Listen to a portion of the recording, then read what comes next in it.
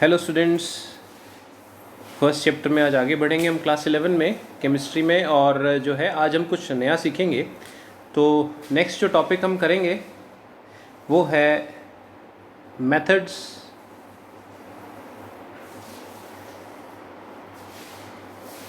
Of expressing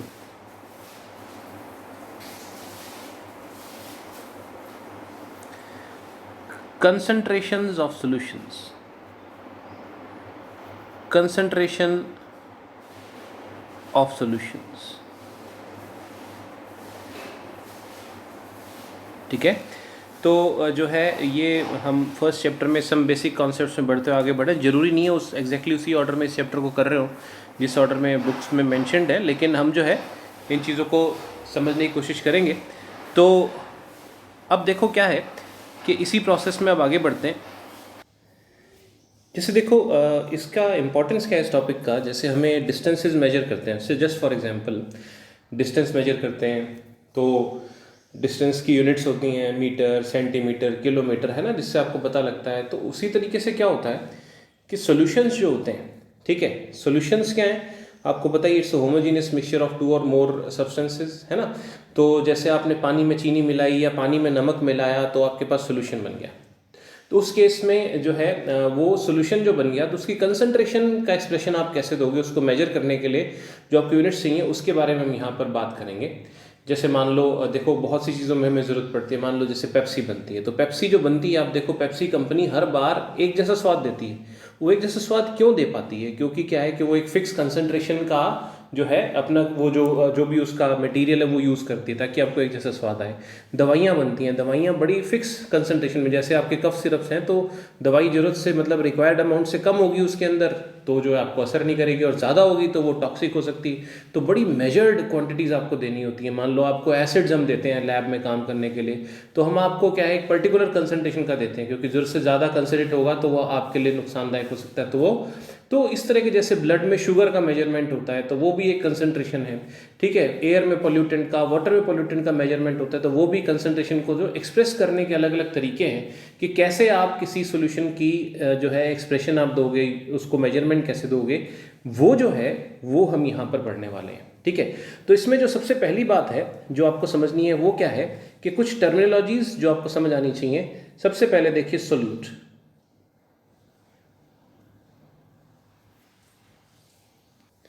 उसके बाद अगली चीज आती है सॉल्वेंट,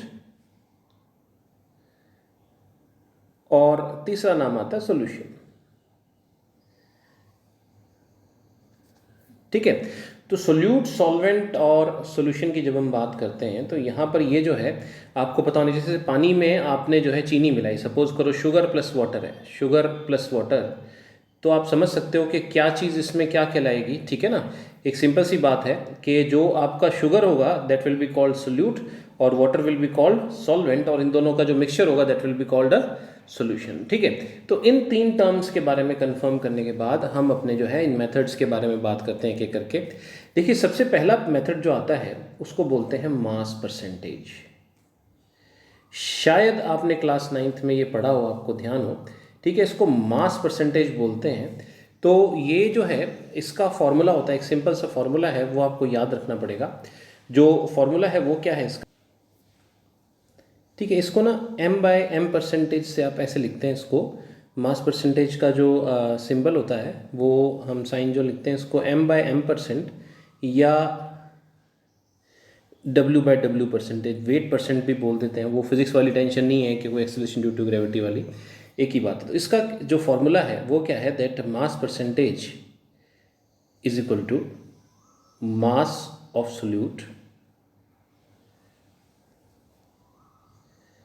अपॉन मास ऑफ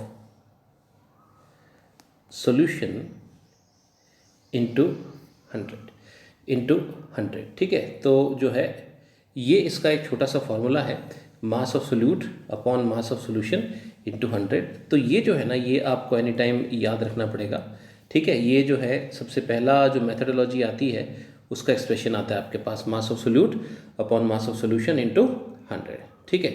तो इसमें जो है हम जैसे शुरुआत करते हैं, तो मैं आपको साथ के साथ कुछ न्यूमेरिकल्स कराऊंगा, साथ के साथ आपके लिए हर्डल्स जनरेट करूंगा, और साथ के साथ उसको हम क्या करेंगे, टैकल करते चले जाएंगे। तो आपने जो है करना क्या है कि साथ में कॉपी पेंसिल ले लो, और जो मैं बताता जा रहा हूँ उसको साथ साथ लिखो, ताकि जैसे as if I am teaching in your class है ना, तो उस तरह से मज़ा आएगा इसको करने में। तो आपने ये फॉर्मूला जो है, आई होप आपने ये देख लिया है ना, अच्छे से आपने फॉर्मूला जो है ये देख लिया ना, इसको ध्यान से देख लिया आपने, ठीक है। आई होप आपने इसको ध्यान से देख लिया, ये आपकी आंखें हैं तो आपने ध्यान से देख लिया इसको, ठीक है। तो इसको देखने के बाद मैं आपसे एक जो है क्वेश्चन पूछता हूँ, जो कि इस पर बेस्ड है, इस पर्टिकुलर क्वेश्चन पे बेस्ड है। क्वेश्चन लिखूंगा, उसके बाद आप वीडियो को पॉज कीजिए, पॉज करने के बाद पहले सॉल्व कीजिए, उसके बाद आप अपना आंसर टैली कीजिए, ठीक है। तो देखते हैं सबसे पहला क्वेश्चन क्या आता है इस पे बेस्ड जो है, पर्टिकुलरली सिर्फ मास परसेंटेज पर। वो है calculate the mass percentage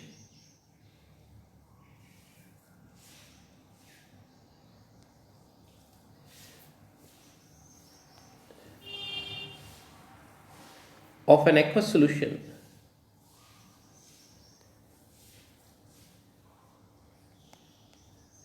prepared by dissolving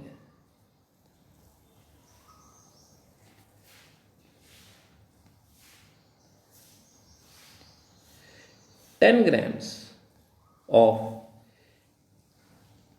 cane sugar. Cane sugar क्या होता है, खाने वाली चीनी होती है। केन शुगर, मैं इसको आगे बढ़ रहा हूँ, इस पर थोड़ी लिख करूँगा इसको। Cane sugar in 100 grams of water, ठीक है। तो ये आपने सॉल्व करना है इसको। यहाँ पर अब आप वीडियो को पॉज कीजिए और इसको जो है सॉल्व कीजिए, और फिर मैं अब आगे सोल्यूशन बता रहा हूँ, उसके बाद देखिएगा, ठीक है। तो होपफुली जो है आपने इसको सॉल्व किया होगा। अब देखो जो है इसका करेक्ट आंसर क्या आएगा, mass by mass percentage is equal to mass of solute, जो कि कितना आपके पास 10 grams, upon mass of solution. Now यहाँ पर जो है आप में से कईयों ने हो सकता है गलती की होगी, और डेफिनेटली गलती की होगी, मुझे बताना, ठीक है। तो यहाँ पर क्या है, ये आपने मास लिया होगा 100 ग्राम। अगर आपने यहाँ पर मास जो है 100 ग्राम ले लिया, तो जो है आप गलत हो गए। क्यों गलत हो गए, क्योंकि क्या है कि यहाँ पर जो है मास डिनोमिनेटर में सॉल्वेंट का थोड़ी है, मास जो है सॉल्यूशन का है। तो 100 ग्राम पानी में अगर आप 10 ग्राम चीनी मिलाओगे तो सॉल्यूशन कितने का हो जाएगा, सॉल्यूशन का वेट 100 ग्राम थोड़ी रह जाएगा, it will be 110 grams into 100। तो एक बड़ा इजी सा एक सिंपल सा क्वेश्चन होता है, और ये आई ओपनर होता है कि यार ध्यान से पढ़ना है, ऐसे नहीं करना। तो इसको जब आप सॉल्व करोगे तो आपके पास जो आंसर है वो क्या आएगा, आपके पास वो आ जाएगा, आपके पास जो आंसर है वो आएगा 9.09%, ठीक है। तो इसमें मुझे आपको और कोई ज़्यादा पार्ट नहीं पढ़ाना था, ये ही सबसे पहली एक चीज़ समझनी थी।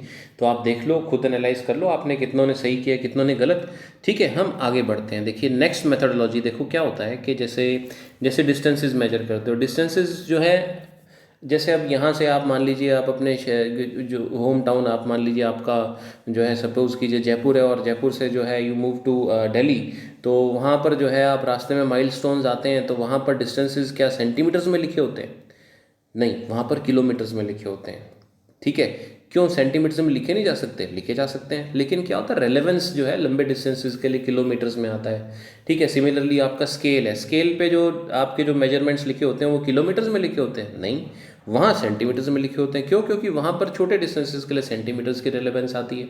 उसी तरीके से क्या होता है कि जब आप कंसंट्रेशन की बात करते हैं सॉल्यूशंस की, तो अलग अलग रिक्वायरमेंट्स के हिसाब से हमें जो है अलग अलग जो है मेथडोलॉजी इन्वॉल्व करनी पड़ती है इसके अंदर।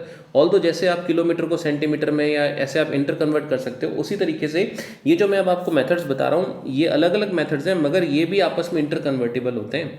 तो धीरे धीरे हम चीज़ें सीखेंगे। दूसरा जो मेथड है, इसको अब ध्यान से देखिएगा आप, दूसरा मेथड ऑफ एक्सप्रेसिंग कंसंट्रेशन, इसको बोलते हैं मोलैरिटी। इट्स कॉल्ड मोलैरिटी, ठीक है, इसको मोलैरिटी बोलते हैं। इसको जो है हम कैपिटल एम से इंडिकेट करते हैं, ठीक है। मोलैरिटी क्या है, इसका भी एक छोटा सा जो है सीधा सीधा फॉर्मूला आपको याद करना पड़ेगा। वो देखिए क्या है, मोलैरिटी जो है एम, इसका फॉर्मूला होता है number of moles of solute upon volume of solution in liters। ये ध्यान रखना है कि लीटर्स में ही होनी चाहिए वॉल्यूम जो है ना। और ये मैं अपनी प्रीवियस जो है लेक्चर्स में आपको समझा चुका हूँ कि जो वॉल्यूम की अलग अलग यूनिट्स होती हैं उसको आप इंटर कन्वर्ट कैसे करते हैं। तो लीटर्स में ही करना है आपने इसके, यानी आप इसको शॉर्ट में ऐसे लिख सकते हैं m is equal to n upon V, यानी कि number of moles upon volume. तो ये आपके पास जो है मोलैरिटी जो है उसका फॉर्मूला आता है। मोलैरिटी जो है इसमें जो है नंबर ऑफ मोल्स आप निकालना जानते ही हो। नंबर ऑफ मोल्स कैसे निकालते हैं, वो तरीका क्या होता है, given mass upon molar mass जो भी आपका सोल्यूट होगा अपॉन वॉल्यूम ऑफ सोल्यूशन, उसको जो अगर लीटर में ना दियो तो आप लीटर में कन्वर्ट करेंगे। ठीक है, तो ये फॉर्मूला आपको याद रखना पड़ेगा। जहाँ तक इसकी जो यूनिट्स की बात है, इसकी यूनिट्स जो होती हैं मोलैरिटी की वो होती हैं मोल पर लीटर। अगर आप फॉर्मूले से देखोगे तो ही पता लग जाएगा आपको, मोल पर लीटर, या इसको सिंपली मोलर भी बोल देते हैं। मोलर कैपिटल एम से इंडिकेट कर देते हैं, मोलर को कैपिटल एम से। ठीक है, तो अब देखिए इसमें क्या है, हम भी इसमें बात शुरू करते हैं। हम इसमें न्यूमेरिकल्स से प्रैक्टिस करते हैं और स्टेप बाय स्टेप मैं आपके लिए हर्डल्स बढ़ाऊंगा कि कैसे कैसी परेशानियां आ सकती हैं आपको इसको सॉल्व करने में। तो starting from simple questions to more complex ones हम इसमें शुरू करते हैं। सबसे पहला क्वेश्चन है आपके लिए, calculate the molarity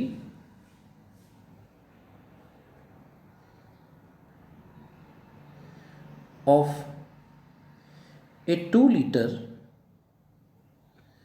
aqueous solution containing 58.5 grams of NaCl, 58.5 grams of sodium chloride. ठीक है, तो फिर से मैं यहाँ पर पॉज करूँगा और जो मतलब आप पॉज करें इसको, और जो है यहाँ पर जो इसको पहले हम सॉल्व करने की कोशिश करें, इसको सॉल्व करें भाई। इसको सॉल्व कैसे, इसका आंसर आप निकालो और फिर मेरे आंसर से टैली करना। ठीक है, तो आप इसको पॉज करके यहाँ पर इसको अपना पहले आंसर निकालो।